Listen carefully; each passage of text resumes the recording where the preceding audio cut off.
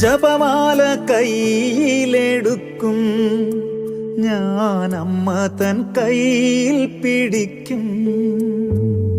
സുവിശേഷം കോർത്തൊരാ നൂലിൽ ഞാൻ ജീവിതം കോർത്തിന്നു നൽകും. മുത്തുകളെന്നി പ്രാർത്ഥിക്കും ഞാൻ, അമ്മ തൻ മുത്തായി മാറും. കൃപകളെല്ലാം ഒഴുകിയെത്തും ആഴിയാണമ്മ. സുകൃതമെല്ലാം കോർത്തുവെച്ച മാലയാണമ്മ.